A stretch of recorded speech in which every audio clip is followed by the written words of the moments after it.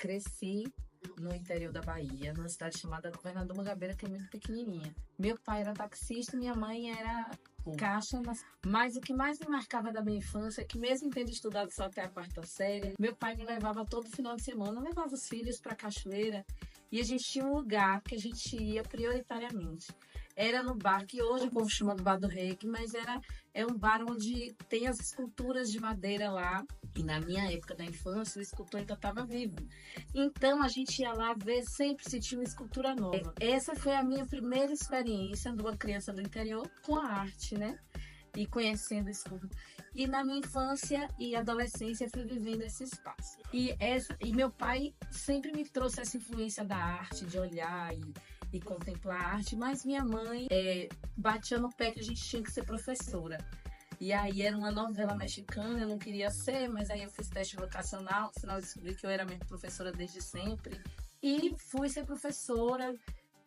E quando chego em Salvador, faço um concurso e vou trabalhar na Prefeitura de Salvador e me deparo com o espaço de uma escola dentro de uma comunidade de terreiro, né? E lá, o currículo da escola propõe que a gente trabalhasse com as questões étnico-raciais, antes mesmo de existir uma lei para isso, né? Há mais de 45 anos, essa escola já trabalha essas questões.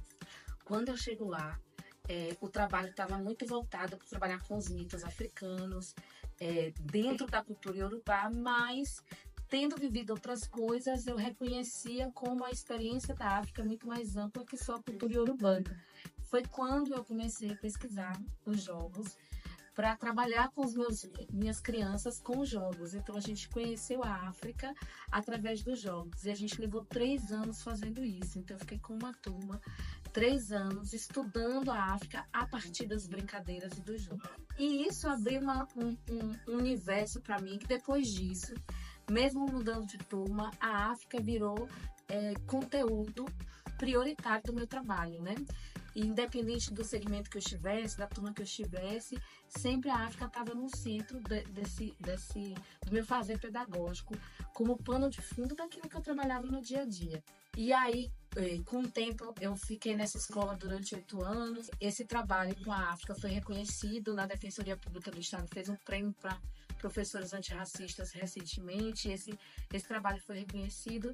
E daí que eu fui entendendo tanto a importância do jogo como esse elemento de agregar as crianças, de criar vínculo, de produzir aprendizagem, mas também de fazer conhecer e reconhecer os laços que nos ligam à África, porque no decorrer do tempo a gente foi vendo que muito daquelas brincadeiras, muito daqueles jogos a gente brinca aqui também, de um outro jeito, de uma outra forma. Os nossos avós brincavam, os nossos pais brincavam, então foi assim que surgiu o interesse e o gosto, né? Mais do que o interesse, o gosto pelo brincar e pelos jogos da África, mas também aqui do Brasil, porque eles já estão presentes aqui desde a chegada dos primeiros africanos. Na oficina de jogos, no primeiro encontro, a gente vai entender esse contexto, esse panorama, mas a partir dele a gente já vai começar a produzir, a entender a importância de cada jogo, a conhecer esses jogos e a escolher alguns para a gente produzir e jogar. Então vai ser um momento de muita produção, mas também de diversão, porque a gente vai jogar, vai pensar sobre,